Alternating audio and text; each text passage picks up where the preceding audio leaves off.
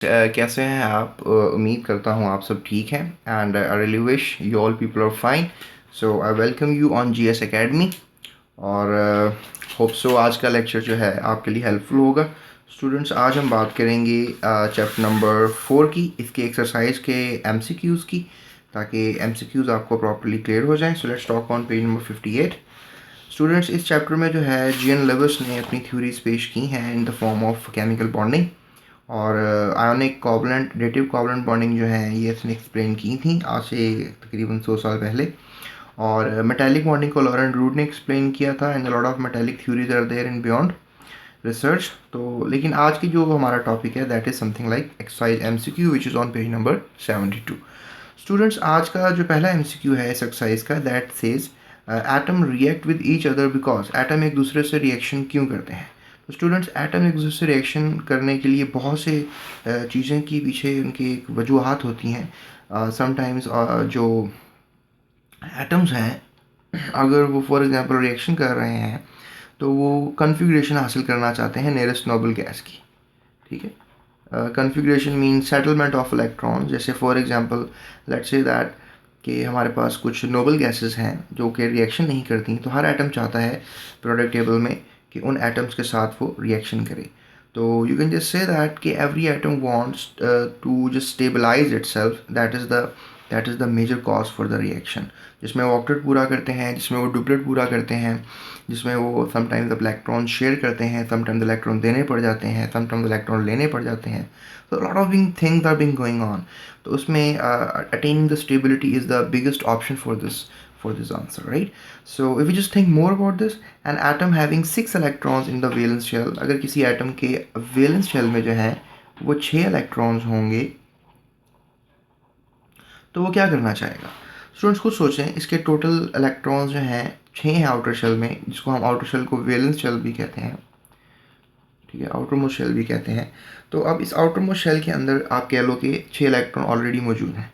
तो स्टूडेंट्स ये 2 electron gain करके अपना ऑक्टेट पूरा कर लेगा। तो you can just say that कि 2 इलेक्ट्रॉन्स गेन किए जाएंगे। सो जो सेंस बन रही है वो ऑप्शन नंबर सी की ही बन रही है कि इलेक्ट्रॉन गेन किए जाएंगे, right. So if you just think more about this, next MCQ, considering the electronic configuration of an atom, which atom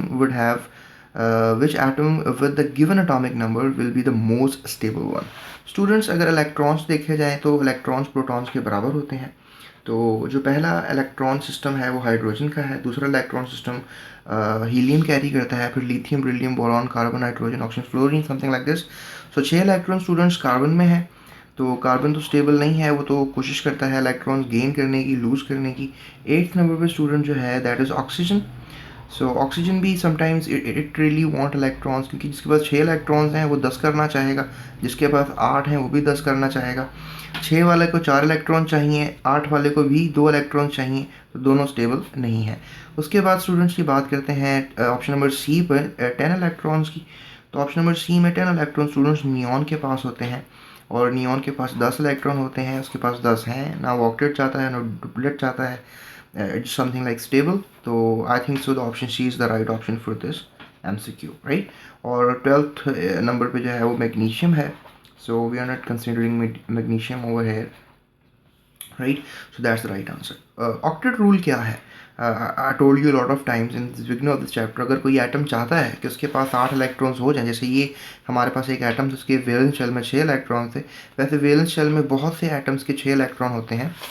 so let me give you a hint. एक product table के chapter में इन्होंने product table में जो है बहुत सा idea दिया है and they let us know about this कि जो 16th ग्रुप है प्रोडक्ट टेबल का, इन सब के वैलेंस शेल में 6 इलेक्ट्रॉन्स होते हैं। So every guy in this group really want 2 electrons. तो आप कह सकते हैं कि हमारे पास जो ऑक्टेट रूल है वो क्या है, attaining of 8 electrons, right? So that's the right option for D option is the right option. Transfer of electrons between atom results in, यानी अगर एक atom है, let's say that we have an atom, right? We have an atom and we have atom number A. Let's say that we have atom number B. तो अब ये electron अगर ये transfer कर रहा है, right, this atom is transferring electron from A to B. What does it mean? It's mean that it's trying to make a charge. Electron यहाँ से चला जाएगा, it will make a charge positive, और यहाँ पे इलेक्ट्रॉन चला जाएगा, it will make a charge negative. And this positive negative charge will quite sure कि इनमें अब अट्रैक्शन होगी. जैसे मकनातीस में आप देखते हैं मैग्नेट में कि देयर इज बिट अट्रैक्शन, तो यहाँ पर भी अब स्टूडेंट्स अट्रैक्शन होगी और अट्रैक्शन से दोनों क्रेविंग है. ट्रांसफरिंग ऑफ इलेक्ट्रॉन कौन सा बॉन्ड बना सकता है, ये आपको याद रखना है. ये बॉन्ड होगा आयोनिक, राइट. क्यों? क्योंकि ये भी एक एनायन है, आयन है, और ये भी एक आयन है. ये जो है कैटायन है, right. We use to call it as cation and we use to call it as anion.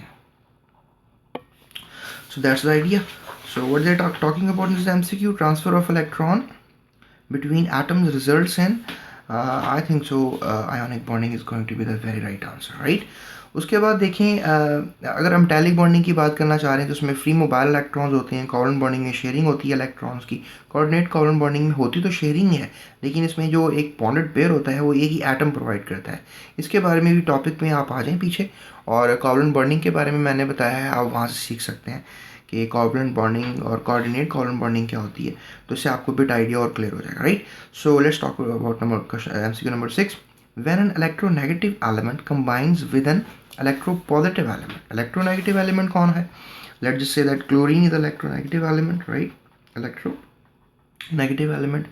And electropositive element कौन है? Let's talk about sodium. Sodium electropositive element है. And now you will be thinking कि sir ये electronegative कैसे है और electropositive कैसे है? Students, ये non metal है और ये metal है, right? Periodic table में अगर हम देखें तो पीरियोडिक टेबल में जो है स्टूडेंट्स, ये आपके पास बहुत से एलिमेंट्स नज़र आ रहे हैं. जो येलो एलिमेंट्स हैं दे आर मेटल्स, और जो ब्लूइश एलिमेंट्स आपको यहाँ पे नज़र आ रहे हैं they are non metals. They always love electrons, they want electrons, they attract electrons, they gain electrons. और जबकि इनकी बात करें तो they just want to lose electrons all the time. So जो लूज करते हैं electrons they are electropositive, और जो इलेक्ट्रॉन्स को गेन करते हैं they are electronegative. So they are asking the same thing over here. So जब एक इलेक्ट्रोनेगेटिव एलिमेंट कंबाइन करेगा एक इलेक्ट्रो पॉजिटिव एलिमेंट से, तो कौन सा बॉन्ड बन सकेगा? तो कॉमन सेंस की बात है, यहाँ से इलेक्ट्रॉन यहाँ पर ट्रैवल हो जाएगा. इस केस में भी मैंने आपसे डिस्कस किया, तो ये भी बॉन्ड क्या होगा?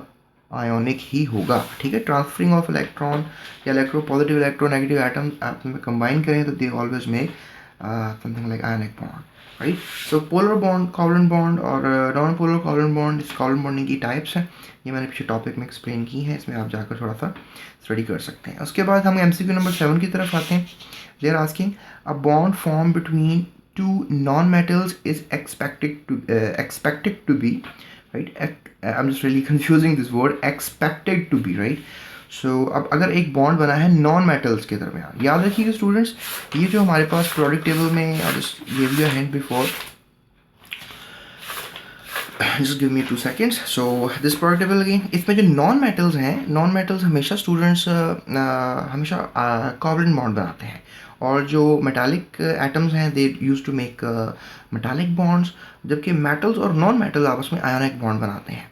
तो what I am talking to you is this कि जब सिर्फ नॉन मेटल्स आपस में कंबाइन करेंगे किस किस्म का बॉन्ड बना सकते हैं? ये कोवलेंट होगा in nature, right. So that is going to be your good answer, covalent. क्योंकि जब नॉन मेटल्स आपस में मिलते हैं दे ऑलवेज शेयर इलेक्ट्रॉन्स, और जब एटम्स में इलेक्ट्रॉन्स की शेयरिंग होती है, let's say that it's hydrogen, so they are sharing electrons and they are making a molecule known as hydrogen molecule. So hydrogen is also a non-metal. उसके बाद अगर हम मज़ीद बात करना चाहें, let's talk about on MCQ number 8. A bond pair in covalent molecule usually has. अब bond pair में कितने electrons involve होते हैं? Students याद रखिएगा, ये है bond pair. इस एटम ने एक इलेक्ट्रॉन कंट्रीब्यूट किया, इस एटम ने एक इलेक्ट्रॉन कंट्रीब्यूट किया, और इन दोनों ने आपस में जब एक मैचअप बनाया तो they make a something like a bond, ठीक है. शेयर्ड पेयर ऑफ इलेक्ट्रॉन इसको कहा जाता है, right. Shared pair of electrons, और इसको आप और क्या कह सकते हो? You can just call it as bond pair, right. You can call it as bond pair, and that is what you want to say. So look at this, इसमें कितने electrons involved हैं? So you can just easily grasp इसमें सिर्फ और सिर्फ 2 electrons involved हैं. So that is going to be a good answer for this. B option is the right option. इसके बाद देखिए हम MCQ number 9 पे on page number 73. So which of the following compound is not directional in its bonding? Students याद रखिएगा, directional bonding हमेशा जो है वो आयोनिक बॉन्डिंग में होती है. सॉरी कोवलेंट बॉन्डिंग में होती है, ठीक है। डायरेक्शन यानी जब इलेक्ट्रॉन्स मूव कर रहे होते हैं, जैसे something carbon is there, then oxygen is there and some electrons are being involved over here, look at this, right. तो यहाँ पर आप कार्बन को देखें, कम इलेक्ट्रोनेगेटिव है, तो समथिंग इलेक्ट्रॉन्स थोड़े से खिंचाव की तरफ रहेंगे ऑक्सीजन की तरफ। एज अ होल ये नॉन पोलर होगा, लेकिन somehow the movement of electrons will be there, directional है। वाटर में पोलर मॉलिक्यूल है तो ये भी डायरेक्शनल है, और मीथेन भी एक नॉन पोलर मॉलिक्यूल है, लेकिन इसमें भी कार्बन हाइड्रोजन के इलेक्ट्रोनेगेटिव डिफरेंस की वजह से इलेक्ट्रॉन्स कुछ ना कुछ डायरेक्शन में रहेंगे। हमेशा जब भी आयनिक बॉन्ड बनता है, ये बनता है इलेक्ट्रोस्टैटिक फोर्सेस ऑफ अट्रैक्शंस की वजह से। स्टूडेंट्स, जब इलेक्ट्रॉन ट्रांसफ़र ही हो गया तो कोई डायरेक्शन की बात पैदा नहीं हो सकती। So you can just say that B option is the right option. K B R जो है वो हमेशा क्या होगा, नॉन डायरेक्शनल इन नेचर, यानी आयनिक बॉन्ड जो भी होगा वो हमेशा क्या होगा, नॉन डायरेक्शनल इन नेचर। सो आज के लेक्चर में हम लास्ट एमसीक्यू की बात करते हैं, बाकी एमसीक्यूज में आपको इंशाल्लाह मैं इन माई नेक्स्ट लेक्चर आपको एक्सप्लेन करूँगा। So ice floats on water because पानी में बर्फ़ तैरती है, which just have a glass of water, you say ice is being floating always. अगर आप देखें तो आइस सॉलिड है, ठीक है, और पानी जो है वो लिक्विड है। और अगर आप देखें कि अगर सुई है, अगर सुई से मुराद एक नीडल है, अगर आप नीडल को पानी में डालेंगे तो डूब जाएगी, लेकिन एक उसी से ट्रिपल डबल साइज़ का अगर आप लेंगे, क्यूब लेंगे, या बहुत ज़्यादा बड़ा साइज क्यूब लेंगे, या आप ग्लेशियर्स को देख सकते हैं समुद्रों में, वो डूबते नहीं है पानी के अंदर। तो ये रीज़न पूछना चाह रहे हैं ऐसा क्यों स्टूडेंट्स। इसके पीछे सारी गेम डेंसिटी की होती है, राइट। डेंसिटी जो है, you can just say that अगर डेंसिटी नीचे वाले मॉलिक्यूल्स की ज़्यादा है और ऊपर वाले मॉलिक्यूल्स की जो है वो कम है, तो फिर डेफिनेटली ये मॉलिक्यूल्स कभी भी इसके अंदर डिप नहीं कर सकता। Density, everybody knows about density. Mass by volume को डेंसिटी कहा जाता है, कि कितने वॉल्यूम में कितना मास है।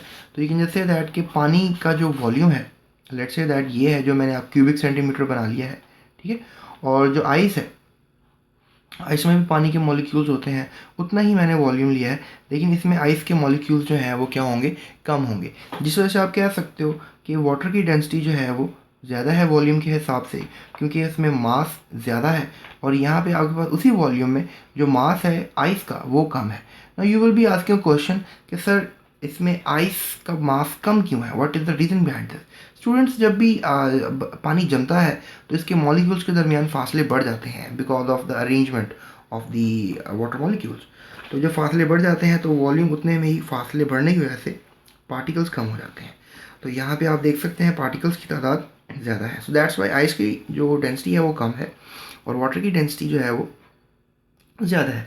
इसलिए कम डेंसिटी वाले पार्टिकल्स ऊपर रहेंगे और ज़्यादा डेंसिटी वाले पार्टिकल्स जो हैं वो नीचे आ जाएंगे, राइट। इस तरह ही आप देखते हैं समटाइम्स बारिश जब ऊपर होती है तो वो बारिश लिक्विड होता है और वो सब नीचे की आ जाता है from the atmosphere towards the land.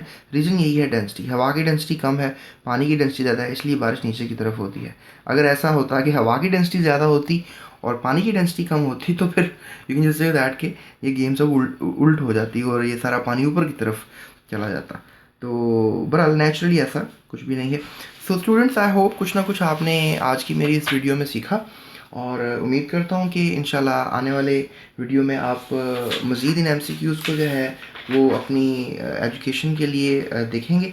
और इफ़ यू वांट कि आप कुछ वीडियोस मुझसे चाहते हैं बनवाना, या कोई टॉपिक आपको मुश्किल लगता है अगर वो सीखना चाहते हैं,